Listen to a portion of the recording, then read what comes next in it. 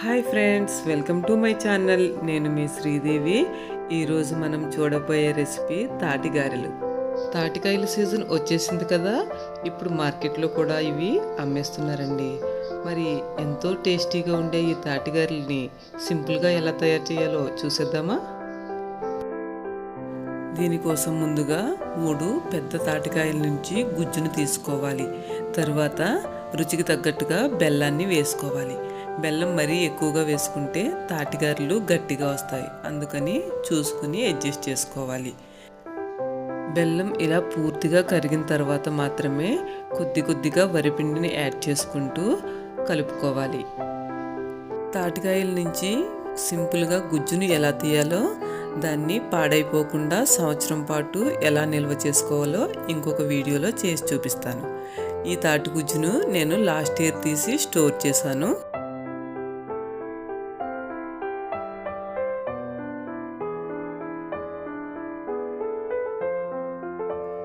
ఇలా పిండిని కొంచెం కొంచెం వేసి మనకి ఒక బాల్ అయ్యేలాగా అయితే పిండి కరెక్ట్గా సరిపోయినట్టే ఇలా కలుపుకుని పక్కన పెట్టుకోవాలి. తర్వాత డీప్ ఫ్రైకి సరిపడా ఆయిల్ని హీట్ చేసుకోవాలి. ఆయిల్ హీట్ అయిన తర్వాత ఫ్లేమ్ని మీడియంలో పెట్టుకుని ఒక పాలిథీన్ కవర్ మీద ఆయిల్ని అప్లై చేసి మనం కలిపి పెట్టుకున్న తాటి గుజ్జుని ఒక నిమ్మపండు సైజ్ అంతా తీసుకుని గారెల్లా వేసుకోవాలి. ఇవి ఆయిల్ చాలా తక్కువగా పీలుస్తాయి. మనం ప్రతిసారి చేతికి మాత్రం ఆయిల్ని అప్లై చేసుకోవాలి.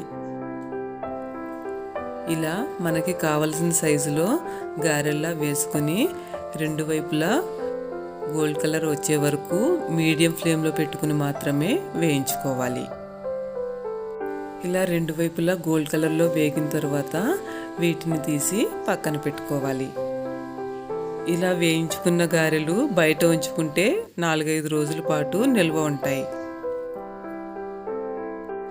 చూసారు కదా ఎంత సింపుల్గా అయిపోయాయో ఈ తాటిగారెలు. మనం తాటికాయల నుంచి గుజ్జు తీసుకోవడం కొంచెం టైం పడుతుంది, కానీ గుజ్జు తీసుకుని స్టోర్ చేసుకుంటే మనకి ఎప్పుడు కావాలంటే అప్పుడు సింపుల్గా ఈ గారెల్ని చేసుకోవచ్చు. చూసారు కదా ఎంత సింపుల్గా అయిపోయాయో ఈ తాటిగారెలు. మరి మీరు ట్రై చేసి మీకు ఎలా వచ్చిందో కామెంట్ బాక్స్లో మెసేజ్ చేస్తారు కదా. నా ఈ వీడియో మీకు నచ్చినట్లయితే లైక్ చేయండి, షేర్ చేయండి, సబ్స్క్రైబ్